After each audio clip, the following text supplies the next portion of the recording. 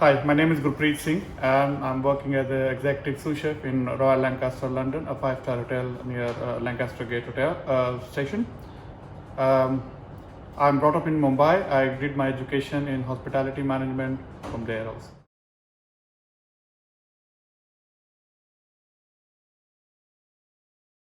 We're going to cook the rack of pork crusted with pistachios and some herb. I'm going to cook it first in a sous vide style, very slow cooking on a 62-degree temperature for nearly 90 minutes.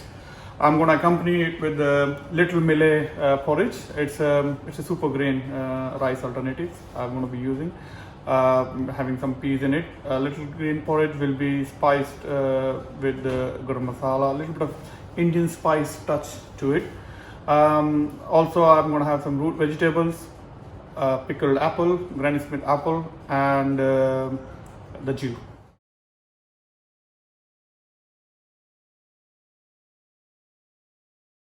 I like cooking with pork. I like cooking sous vide. Sous vide does its justice to the end product of of what you're cooking. Pork rack is usually very dry food, dry meat. So to have an end product a bit more juicy, I'm going to cook it in a slow cooking method. I crust it with the herb because it's a fatty meat. It needs a bit more flavor on it. I'm serving porridge with it, which is made of little millet. People are very much conscious about health. People are watching what they're eating, so what carbs they're eating, how much of nutrients, what is the nutrition value of their food. So to make it a bit more healthy, I'm using little millet. And because I'm cooking it for the students, it's good to introduce another ingredient, which they may have seen it, but not all of them. So I wanted to bring it. Millet is a really cooked like rice, tastes like rice, but it's not the rice. And my choice of using pickled apple is to actually cut the acidity, add the acidity and cut the fattiness of the pork. To add the element of vegetables, I'm using shantani carrot and purple radishes. So again, purple radish is not very commonly used and seen in the market, so I wanted to bring it in my plate to showcase that there are different types of vegetables available in this season.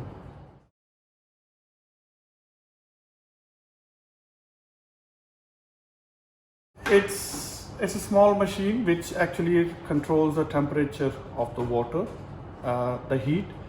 The idea is to cook the meat slowly.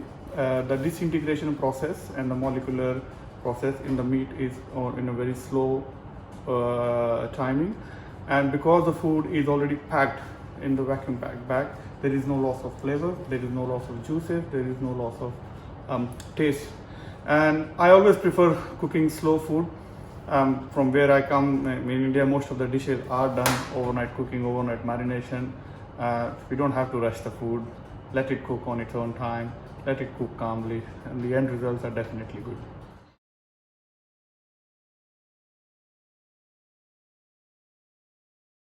And when you will see the meat, it's quite chunky meat. I'm using the rack, which is the best end of the loin. The eye meat is quite thick, so it goes very monotonous if you're eating the meat. Adding the crust brings in a bit more character to the meat, to the plate, and some freshness because I'm using some herb. I'm using pistachio. Pistachio is a bit of a nutty and fresh nut, which gives another taste profile. It's crust usually just enhances the overall experiences. So you're not just biting in the meat. When you're taking a bite, you may come across a nut, you may come across a herb. So there's a good rendezvous of the flavors in your mouth when you're actually eating them.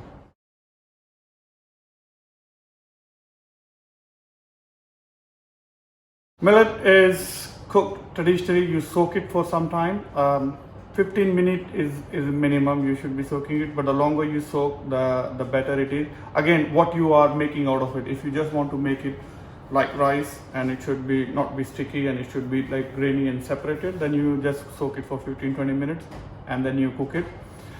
Soaking water does not matter how much you put water, but while cooking it, if you want to cook it in the absorption method, you use double the quantity of water.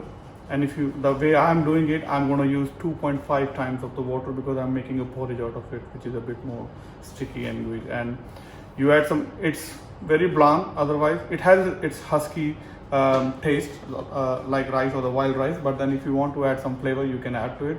I try to add a bit more sharp flavors to it so that it does not go too boring when you are eating it. So that's why I'm using garam masala.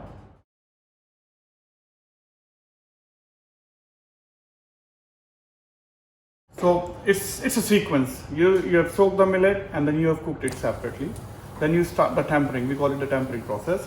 You heat some oil and add some cumin.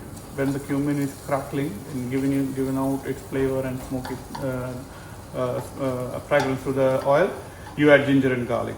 The ginger and garlic you saute, you keep cooking it till they go soft and little golden brown. You're not making too brown unless you do it for the curry. So they go a little soft, and then you add your shallots. You cook it till the shallots are translucent. They start giving out the oil. You add your spice. You add the garam masala. I prefer to add a little bit of chili flakes. That's why I put in my recipes, which students are going to be using, I put optional. I like it to be a little bit spiked with chili. And then you add a bit of a chili flakes in there and you saute. You add your vegetables. Any vegetable you want to put. Here I have only mentioned peas and chestnut. Chestnut because it's a bit seasonal and then a bit nutty in the nature. So you add chestnut and peas. You mix your millet, cooked millet in that. Nicely toss. Adjust the seasoning and make sure you get the right consistency. If you need more water to adjust the consistency, you adjust it. People put cream and milk also if you want to go that way, but I'm just putting water today to have a right consistency what I want.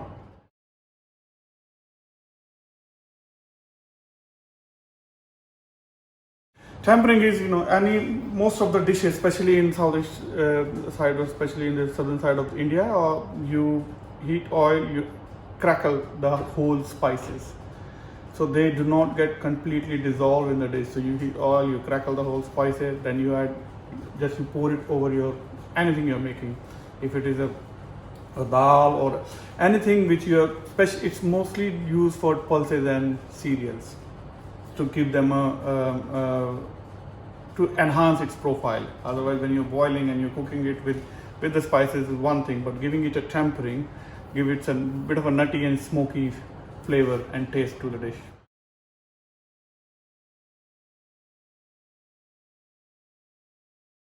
Granny Smith apple is one of the best to use for the pickle. This pickle is not a long process pickle. You can do it in just 1 hour. You make the pickling liquid, pickling brine, slice your apple. As the thinner you slice it, the better pickle it gets. And leave the apple in the brine, and within 50-60 minutes, your apple is ready. It does not only bring the acidity to the plate; it brings some fruitiness also, and some healthiness in the plate. So it's a one stop for all.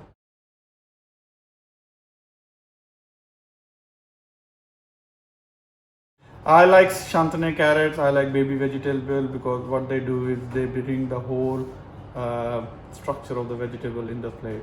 If I'm using big carrots or anything I've cut, I may only get the core, I may only get the top. But shantane carrots are very crisp and sweet texture and taste. I like it. You do not have to necessarily peel it, just top and tail. If you don't want to top and tail, that also fine. Wash it, scrub it, saute it. It's a nice bite when you're having your food. Same is with the parsnip, what you call it, sorry, radish. Same is with the radish. I use purple radish. I saw them in the market the other day. I thought, why don't I try this to showcase to the students that you can use it. The choice of vegetables can be anything. It's season of roots vegetable. I like to put it in my plate to show that yes.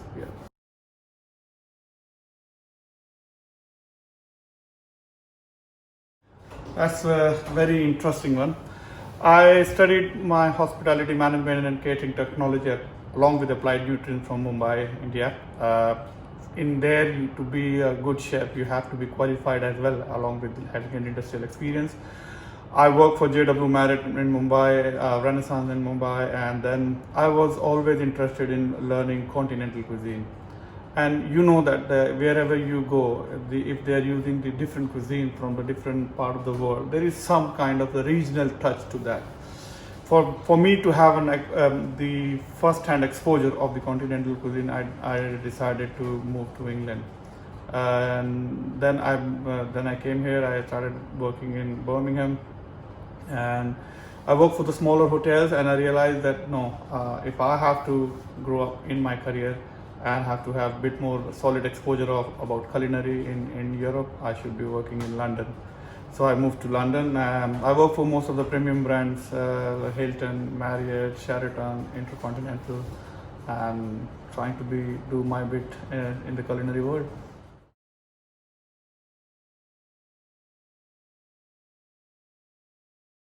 I would say when I was in my coming stage, I was taught one thing is that try to make it good, do not make it easy. When you make it good, it becomes easy automatically because you repeatedly keep doing it.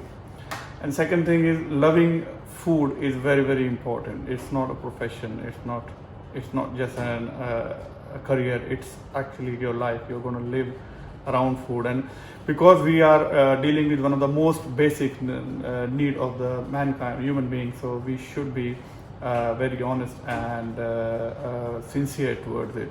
The guest is not watching you what you're doing, but you yourself are watching. So the honest food should go out. And learning is an eternity. We all keep learning. I'm still learning. There's still more.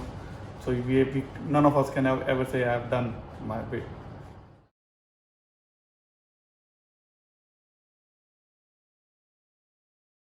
I will not lie to you. I was not very good in Indian cooking when I was in India. My interest and my love towards Indian culinary came in when I came here. When I saw the food people are cooking and calling it Indian food, was like that gave me a bit of a shake up. No, I said I have to put on some nice Indian food as well in the plate.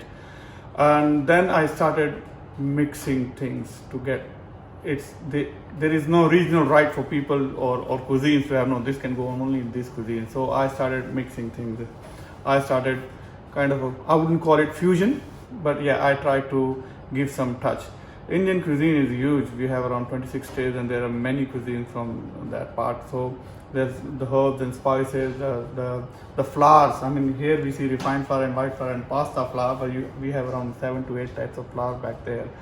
So yes, this is where I wanted to add a bit of a spice touch to this dish. And millet, I like it because it's hidden somewhere. It's not still on the map of the world culinary. So, but it's very healthy. It's very rich in iron, very low glycemic index. So for people who have diabetes and type 2 sugar or type 1, they can also have it without having any fear of their sugar level fluctuating with that. So the ingredients who have some qualities from the health and nutrition perspective should be brought forward, and that's the reason I am doing this dish.